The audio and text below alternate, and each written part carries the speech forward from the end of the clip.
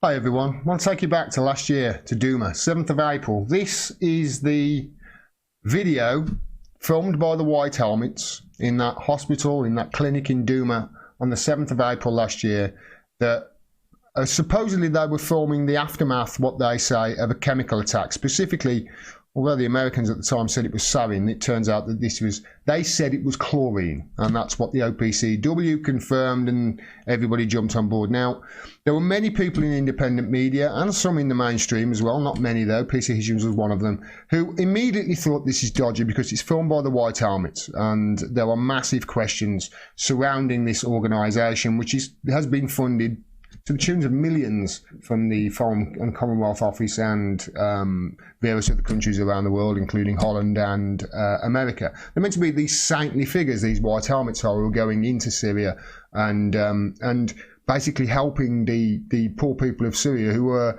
they say, being bombed by Bashar al-Assad and under the influence, obviously under the thumb of Jaish al-Islam and Al-Qaeda and al-Nusra. That's what they say. They say that these White Helmets are saintly figures. However, if you go to on the ground, and I'm going to just show you this from Carla Ortiz. This is 2 minutes and 20 seconds long. Hopefully I don't get a copyright strike from it. I shouldn't. But just listen to what she found when she went to Syria. This is just after the Aleppo. This is last year that she went anyway. Take a look. Hi everybody, I am Carla Ortiz. I am here in the city of Aleppo. We are in the headquarters of the White Helmets. We see here the main logo of the White Helmets. Over here, we see the teaching of how the White Helmets have to heal. And right above, as you can see, is the logo of ISIS. Over here, we see the flag of Al-Nusra. So al-Nusra, that's Al-Qaeda in Syria, and there's a flag inside the White Helmets building.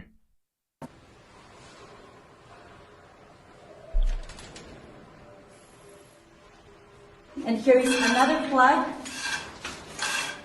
And here we have a jacket of the White Helmets.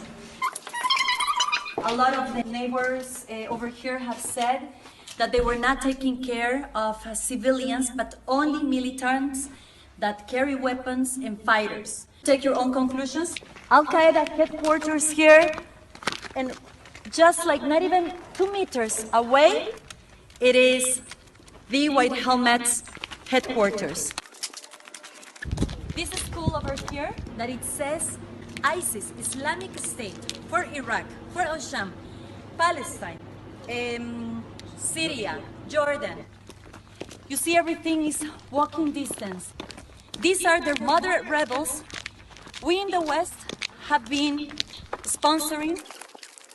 Here is the entrance of the school. This is the dress code of a woman, where it says you cannot use anything transparent, you have to be fully covered, that you should not show off, you cannot wear perfume. This is the entrance. You see that is a red crescent. It's like the Red Cross. So this was the original Red Crescent. We're gonna do a little briefing. I show you the headquarters of the White Helmets. I show you the headquarters of Al-Nusra. This is over here. You can see here what it says. This is a group, this is the American Syrian coalition. Come close. This over here is the flag of Al-Nusra. That is where our money's going. These White Helmets are being found, and that was, I think that was Aleppo, just after it was liberated.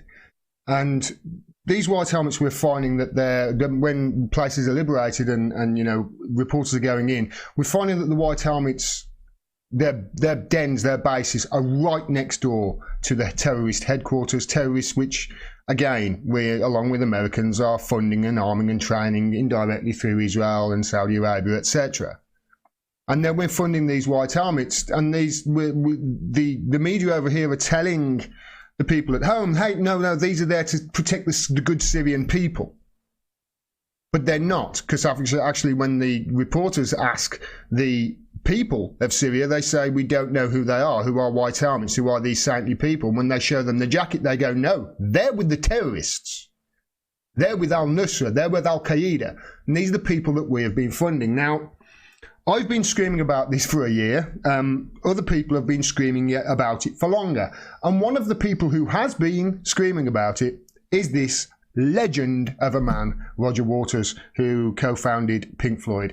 Now, this was a speech that he made in Barcelona just after that Douma attack last year. Just after. Just listen to what he's got to say. We live in strange times. As we know, I know that you know, that I know that you know that. We know! And you know!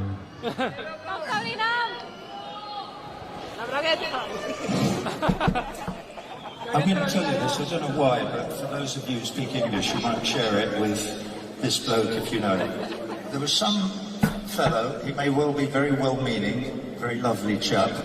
His name's Pascal, something or other, and he wanted to come on stage and make a speech this evening about Douma, about East Ghouta, about what he believes was a chemical attack on the people of Douma by Bashar Assad. Hang on a minute, let me finish.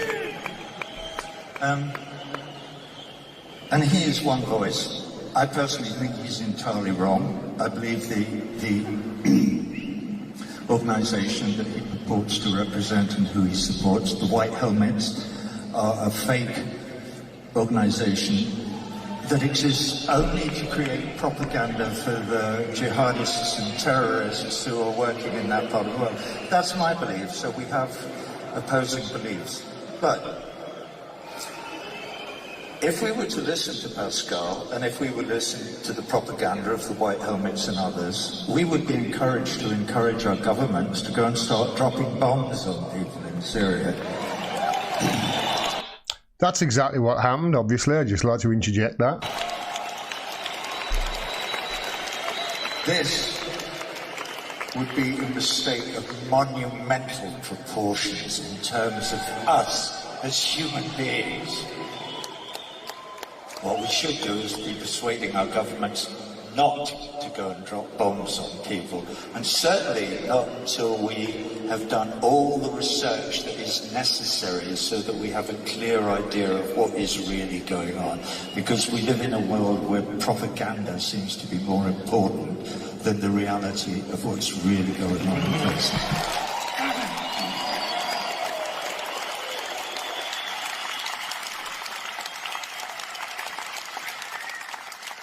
So I would encourage Pascal to wait until the evidence is in before he leaps to any conclusions.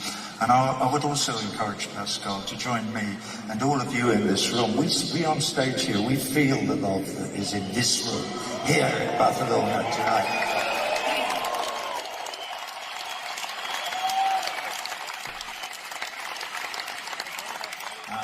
And if we all are to make any sense of the future of this fragile, lonely little planet, as far as we know, in the middle of almost nowhere, we're only going to do that by reaching out to each other across all the walls of national boundaries and ethnicities and religions and nationalities, in order to increase our capacity to empathise with each other and to act collectively for the sake of our children and our grandchildren and the future generations, to give them a world to live in when we're gone.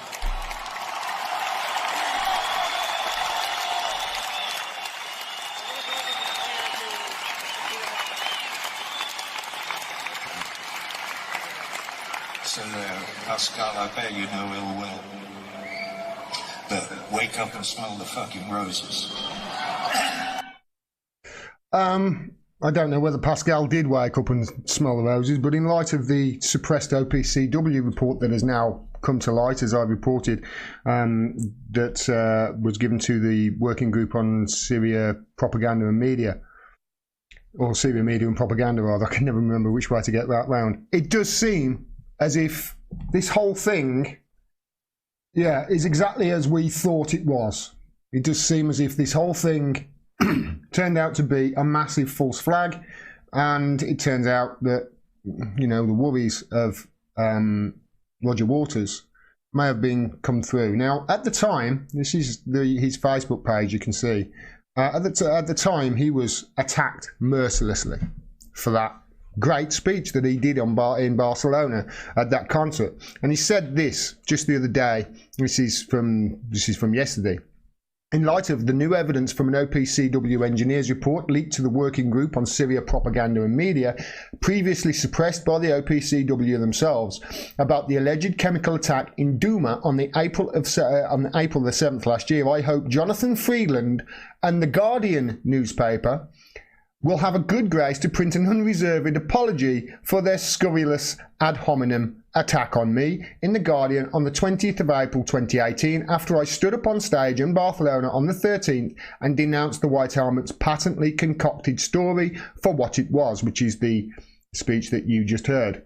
It's cut off the bottom of that, so I'll just read it for you. It says, the White Helmets probably murdered 34 women and children to dress the scene that sorry day in Douma, and I hope Jonathan Freeman and others, including the governments of the United States, the United Kingdom, and the Republic of France, who bought the governments of the who bought the White Helmet's callous and murderous fairy tale are suitably haunted by the indelible images of those lost innocent Syrian lives.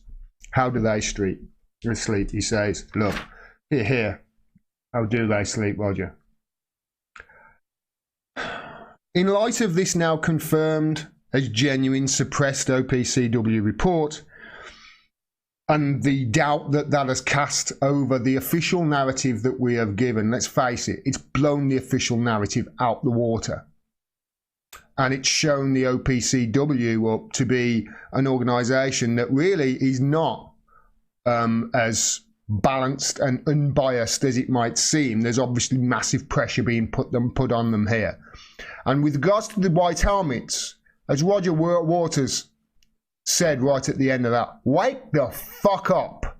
People have been saying for years that this is an organisation which we shouldn't be funding. We should be pulling funding from it immediately because it's helping the terrorists. For years they've been saying it, and we carried on giving them millions of our money, by the way, of your money if you're using the K to them, in the UK to them.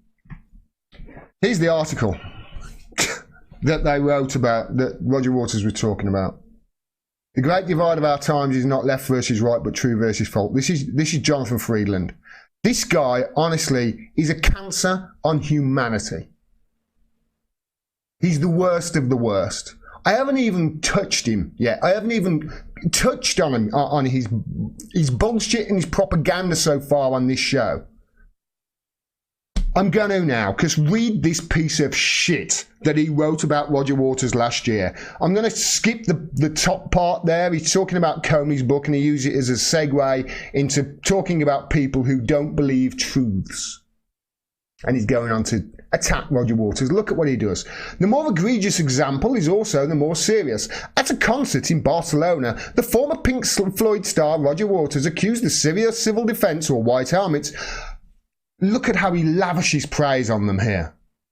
The volunteers who pull survivors from the rubble of bomb attacks, who are widely credited with saving thousands of civilian lives, of being, quote, a fake organisation that exists only to create propaganda for the jihadists and terrorists. First of all, what Roger Waters described them at is looking by the day to be more and more certain to be true, and you certain to be wrong.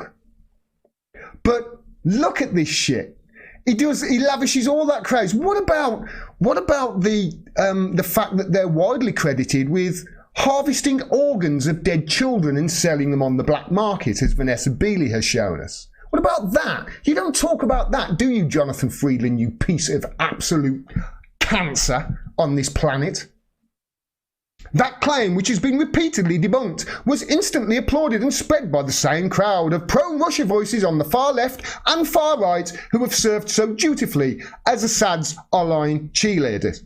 Just, you know, if you were to actually talk honestly about that, what he's just said there, what it would be spread online by people who are looking at facts and evidence.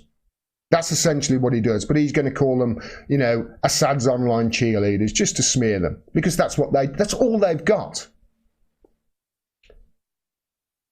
To them, Waters was a hero for daring to speak an unpopular truth. For everyone else, a once admired musician had joined the ranks of conspiracist cranks and apologists for a murderous dictator. In other words, Jonathan Friedland thinks Roger Waters is a conspiracist crank and an apologist for a murderous dictator.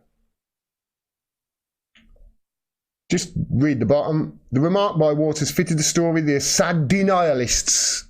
So Assad denialists, Assad cheerleaders. You know, how many other people is he going to smear just for fucking telling the truth online? The remark by Waters fitted a story of the Assad denialists have been telling for a while that the chemical attack in Douma was fake, staged by the White Helmets and their Western friends. And you know what? If you look at the evidence that we've seen with regards to the White Helmets and now this OPCW report that's come out that was suppressed because it flew in the face of what the official narrative was, the shit that you've been telling us, Friedland, that he said there, Roger Waters, is looking more and more like it's certain to be accurate, and he was right and you're fucking wrong. What do you think the chances are of The Guardian printing a retraction and Jonathan Friedland giving an apology? None. You know why? Because that outlet, The Guardian, and every single fucking journalist that works there, and I use that term loosely, journalist, they're not journalists. They're repeaters. Not reporters, repeaters. Every single one of them needs to be fired, and The Guardian needs to close their fucking doors. Because they are nothing but GCHQ's mouthpiece right now. They are nothing but public relations to MI6. That's it. Your publication, Guardian, is an absolute wank stain on democracy. To say that you're part of the Fourth Estate is an absolute fucking joke. I, for one, hope your publication crumbles and dies very quickly. And I will be exposing you to be the bullshit propagandists that you are, every one of them. Chief among which, Jonathan fucking Friedland. Apology and retraction. You ain't going to get that, I'm afraid, Roger. Thanks very much for watching. Please make sure you subscribe. Please make sure you click the bell so you get a notification of when I drop further videos. And please click through to the websites as well, my website, so you can find out ways to support me. You can do it for as little as $1. Every dollar helps, and I can't do this without your support. Thanks very much for it, and until next time, peace and take care.